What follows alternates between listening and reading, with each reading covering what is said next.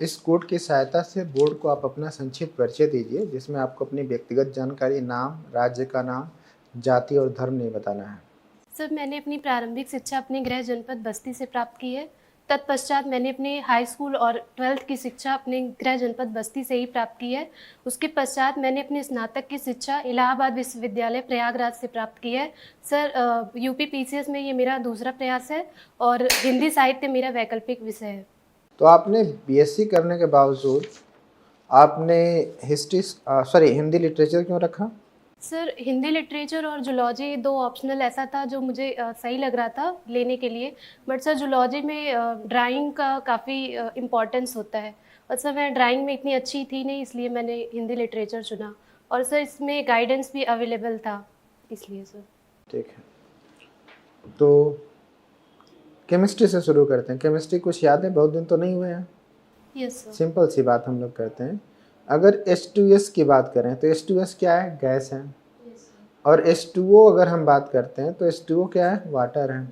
क्यों ऐसा है? ये गैस कंडीशन में है और एक वाटर की लिक्विड स्टेज में है। सर, मेनली हाइड्रोजन बॉन्डिंग की वजह से ऐसा है। हाइड्रोजन बॉन्डिंग की वजह से। Yes sir.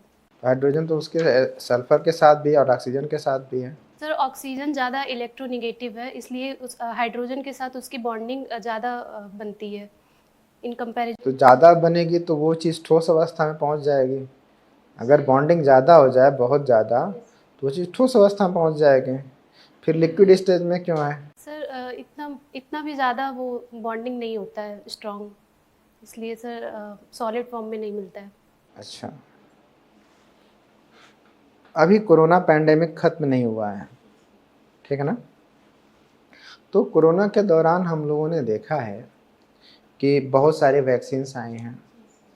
तो वैक्सीन्स कितने प्रकार की अभी मार्केट में हैं? सर एग्जैक्टली सर टाइप मुझे नहीं याद है इस समय सर, सॉरी सर। अच्छा, वैक्सीन्स कैसे बनती हैं? सर, वैक्सीन्स को बनाने के लिए 2 टाइप मेनली होता है। एक एक्टिव वैक्सीन होती है और एक पैसिव। सर, एक्टिव में सर जो भी वेक्टर होता है, सर जो भी वायरस होता है उसको बॉडी में डायरेक्टली कम डोज का डालते हैं सर। उससे सर उसकी एंटीबॉडी जो है बॉडी में बनने लगती है। और सब जब पैसिव वैक्सीन जो बनाते हैं उसमें डेड पैथोजन को बॉडी में इंजेक्ट किया जाता है। अच्छा, जी सर।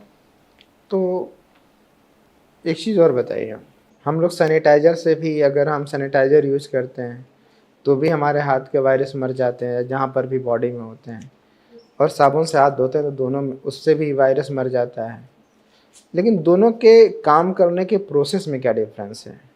सैनिटाइज़र के और सोप के, दोनों किस प्रिंसिपल पे काम करते हैं? सॉरी सर, इसके बारे में जानकारी नहीं है मुझे। ठीक है, 1929 का जो आपका पास कोड था, उसका हिंदी साहित्य के में क्या योगदान है उस वर्ष का? सर, पर्टिकुलरली उस वर्ष का सर वो नहीं, आइडिया नहीं है सर, लेकिन ये है कि 1918 से 36 के बीच में छायावाद का युग चल रहा था सर। अच्छा, इसको छायावाद क्यों कहते हैं?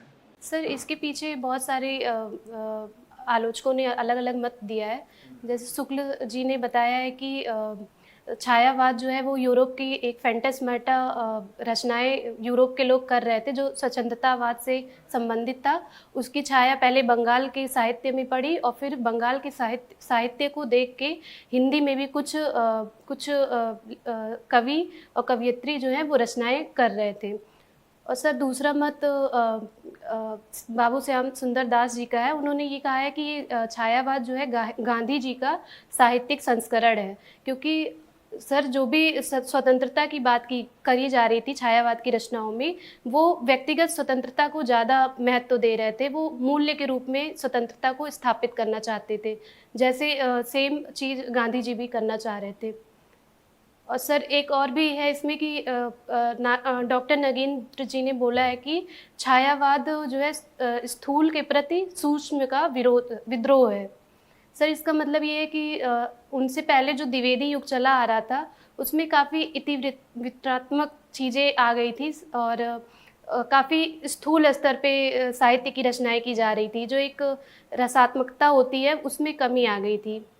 तो सर काव्य शिल्प की दृष्टि से भी इसमें परिवर्तन माना जा सकता है। अच्छा, छायावाद के 4 स्तंभ कौन कौन से हैं? सर जैसे